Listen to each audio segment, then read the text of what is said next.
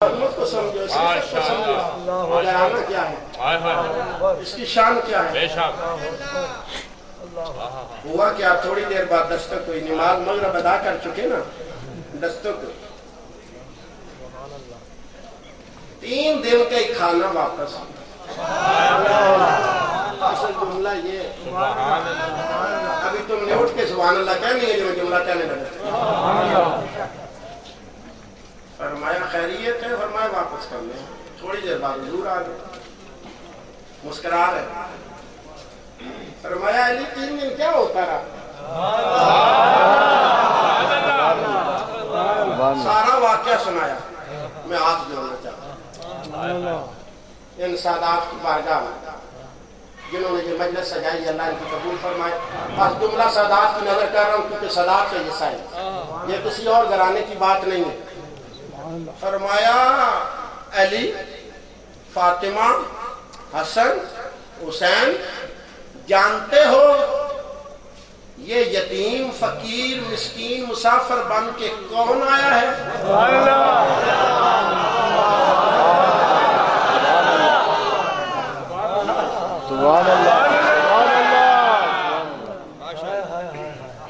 یا رسول اللہ کون آیا ہے؟ فرمایا یہ کوئی دنیا دار نہیں۔ بس میرا جملہ سننا، صبر کرنا، میرا جملہ سننا، پھر جو مرضی ہے کرنا، لیکن توجہ کرو، جملہ ضائع نہ کرو۔ فرمایا جانتے ہو تمہارے در کی گدائی کرنے کون آیا تھا؟ فرمایا رب کا جبریل تھا۔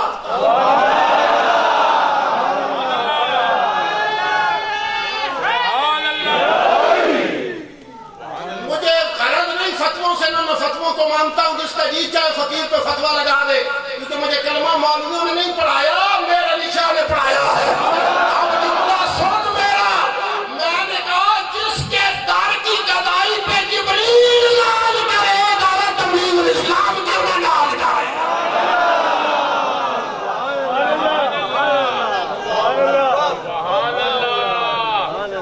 اور ایک اور میرے عقیدے کا جملہ سنو، یہ عشق کا جملہ ہے، یہ عشق والے لے جائیں، فتوے والے نہ لے کے جائیں۔ جسے پسند آئے مجھے واپس دے دینا، میں چکوا لے جاؤں گا، لیکن جملہ بڑا خوبصورت ہے۔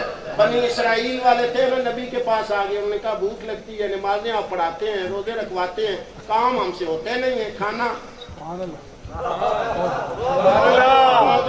یہ بھی قرآن ہے۔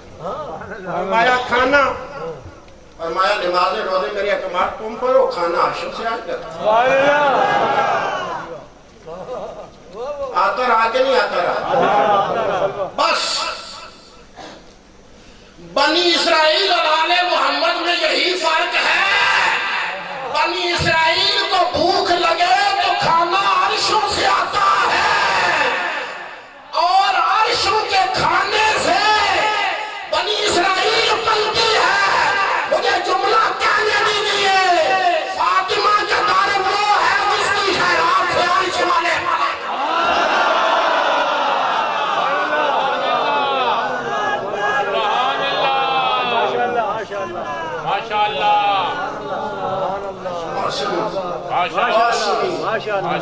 اور سنی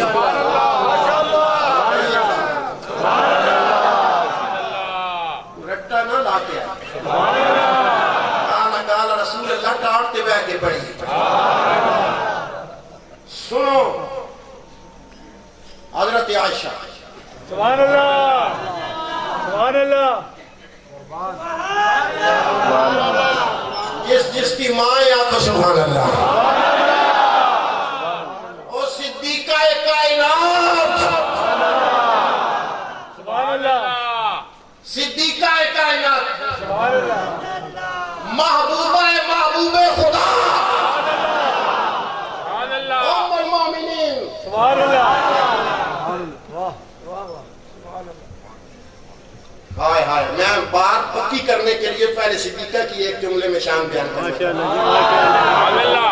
حضور کی ازواج مطہرات میں سے حضرت خدیجہ الکبریٰ کا جو حجرہ ہے نا، حضرت عائشہ کا جو حجرہ ہے نا، وہ حضرت فاطمہ الزہرا کے حجرے کے ساتھ ملا ہوا تھا، اور یہ حجرے آج بھی دونوں سلامت ہیں، ایک پہ حضور جلوہ جا رہے ہیں اور ایک ساتھ محفوظ ہے۔ یہ دونوں ملے ہوئے تھے اور دونوں آپس کے اندر ہم عمر بھی تھے، سہیلیاں بھی تھیں، دیوار پہ کھڑی ہو کر ایک دوسرے سے باتیں بھی کر لیتی تھی، اور ان حجروں کے درمیان ایک راستہ تھا کہ حضور حجرہ آسا سے فاطمہ کے گھر اور حضرت فاطمہ اسی سے اندر ادھر آ جاتی ہے۔ یہ محبت دیکھی۔ اب حضرت عائشہ صدیقہ حضور نے، کیونکہ حضور سے بڑا عادل کوئی نہیں، حضور نے اپنا ٹائم ٹیبل بنایا ہوا تھا کہ آج اس گھر کے اندر قیام کرنا ہے، آج اس گھر کے اندر قیام کرنا ہے۔ تو صحابہ کرام بھی جانتے تھے کہ حضور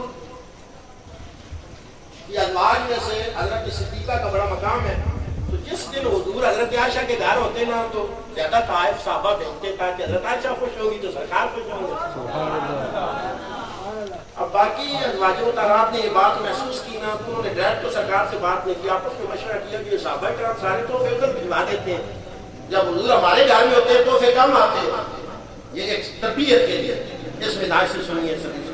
بعض لوگ غلط معنوں میں لے جاتے ہیں، یہ جتنے صحابہ کرام کے اقوال ہیں یا اہل بیت اطہار کے یہ ان کی جو باتیں ہیں یہ کوئی آپس کی لڑائیاں نہیں ہیں، یہ تیرے اور میرے لیے تربیت کے لیے۔ سبحان اللہ۔ تو ازواج نے کہا کہ حضرت فاطمہ سے کہتے ہیں، وہ سرکار سے کہتے ہیں۔ انہوں نے حضرت فاطمہ سے کہا، حضرت فاطمہ نے کہا میں خود تو بات نہیں کرتی، انہوں نے حضرت عائشہ کو بتا دیا کہ ازواج کی یہ شکایت ہے، انہوں نے حضرت عائشہ نے حضور کو بتا دیا۔ اب جب حضور کو پتہ چلا، حضور نے سب کو حجرہ فاطمہ میں بتایا۔ اب جملہ سنیے، فرمایا ازواج تمہیں اللہ نے طہارت والا بنایا ہے، تم امن والی ہو، تم خیر والی ہو کہ تم نبی کا حرم ہو، لیکن تم کبھی عائشہ کی برابری نہ کرنا۔ سرکار فرماتے اب جملہ سنو کیوں، سرکار فرماتے ہیں اتنا یاد رکھنا جب میں تمہارے حرم کے اندر داخل ہوتا ہوں جبریل نہیں آتا، لیکن جب میں عائشہ کے حرم کے اندر ہوتا ہوں جبریل قرآن لے کر آ جاتا ہے۔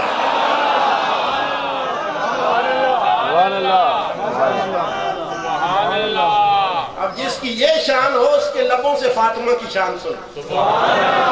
حضور کا مثال ہو گیا۔ حضرت عائشہ فرماتی ہے ہمارا دل جب بھی پریشان ہوتا نا کہ ہم سرکار کو دیکھیں، ہر وقت تصور ان کا بھی سرکار ادھر سے چل کے آئیں گے، ابھی سرکار ادھر سے چل کے آئیں گے، تو فرماتی ہم سیدھی جاتی سجدہ فاطمہ کی بارگاہ کے اندر، فرمایا فاطمہ چلو نا، فاطمہ چلو نا، تم چلتی ہو تو ہمیں حضور کی چال یاد آ جاتی ہے۔ ایک حدیث، دوسری حدیث سنیے، حضرت ابو ہریرہ روایت فرماتے ہیں، فرمایا سرکار نے فرمایا جسموں کا جسمی، لحموں کا لحمی، علی کا جسم میرا جسم، علی کا گوشت میرا گوشت، علی کا خون میرا خون۔ تیسری حدیث سنو، حضرت علی فرماتے ہیں حضرت حسن سر سے لے کر ناف تک شبیہ مصطفیٰ۔ چوتھی حدیث سنو، حضرت علی فرماتے ہیں حسین ناف سے لے کر قدموں تک شبیہ مصطفیٰ۔ میں نے 4 حدیثیں بیان کر دی ہیں ایک جملے کے اندر۔ عائشہ فرمائے فاطمہ چلے تو پتہ چلے مصطفیٰ چل رہے ہیں۔ علی کا خون، سرکار فرماتے ہیں میرا خون، علی کا جسم میرا جسم۔ حسن سر سے ناف تک شبیہ مصطفیٰ، حسین ناف سے قدموں تک شبیہ مصطفیٰ۔ پشاور والوں جملہ ہدیہ کر رہا ہوں، قبول کرنا۔ یہ اپنی اپنی جگہ پہ شبیہ مصطفیٰ ہیں۔ جب یہ چاروں حجرہ مصطفیٰ میں اکٹھے ہو جاتے ہوں گے تو پھر کیا منظر ہوتا ہوگا۔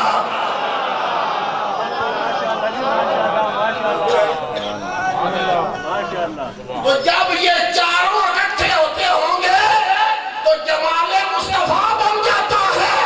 لیکن اس سے اگلا جملہ سنو، جب ان چاروں کے اوپر مصطفیٰ نے چادر ڈال دی ہوگی پھر کیا منظر ہوگا۔ تو فرمایا جب یہ چاروں حجرہ فاطمہ میں اکٹھے ہوں تو یہ جمال مصطفیٰ بن جاتا ہے، اور جب مصطفیٰ کی چادر میں آ جائے تو جمال خدا بن جاتا ہے۔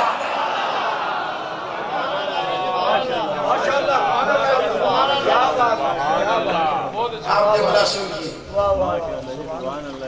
ہائے ہائے ہائے، سیدنا عمر بن الخطاب کہہ دیجیے سبحان سبحان اللہ مل کے کہہ دیجیے سبحان سبحان اللہ کون عمر کون عمر دار ارقم 39 مسلمان رب کا محبوب جس کے لیے کائنات بنائی گئی میری تقریر کا پہلا جملہ وہ محبوب رب کی بارگاہ کے اندر ہاتھ اٹھا رہا ہے یا اللہ عمر ابن الحشام یا عبداللہ ابن عمر ابن الخطاب ان دونوں میں سے جسے تو پسند کرتا ہے مجھے عطا فرما دے جسے مصطفیٰ نے مانگ کے خدا سے لیا ہے ایران فتح ہوا کون سا ملک ایران فتح ہوا مال غنیمت سے مسجد نبوی بھر گئی حضرت عمر صبح منبر پہ بیٹھے عصر تک سارا تقسیم کر دیا عصر کی اذان کا وقت ہو گیا اذان ہوئی حضرت عمر نے پوچھا کوئی چیز رہ تو نہیں گئی تھک گئے کوئی چیز رہ تو نہیں گئی صحابہ کرام میں سے حضرت زبیر حضرت طلحہ یہ حضرات قریب ہوئے انہوں نے کہا حضور ایک چیز رہ گئی ہے فرمایا کیا توجہ ہے فرمایا حضور باقی سارا تقسیم ہو گیا ہے لیکن مال غنیمت کے ساتھ بادشاہ کی بیٹی بھی آئی ہے جس کا نام شار بانو ہے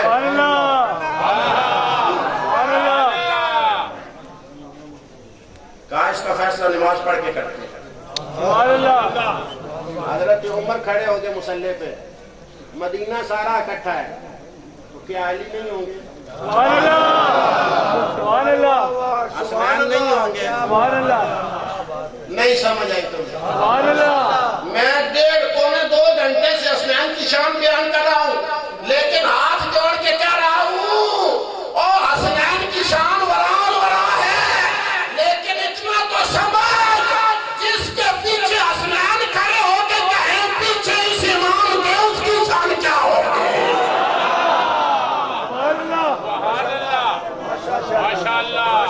نماز کھڑی ہو نماز ختم ہوئی مجمع لگا ہوا شرفائے مکہ آج تو تم بازاروں میں جاتے ہو نا تمہاری نگاہیں نیکی نہیں جھکتی لیکن اس مجمع کا کیا حال تھا ہر کسی کی بڑے صحابی کی خواہش تھی کہ میرا بیٹا اس قابل ہے کہ شہزادی سے ملے خود عبداللہ ابن عمر بھی اور خواہش رکھنا کوئی حرج نہیں ہے لوگ اعتراض کرتے ہیں میں نے کہا وہ مال غنیمت کا حق مانگنا کوئی حرج نہیں ہے لوگوں نے سرکار سے بھی مانگا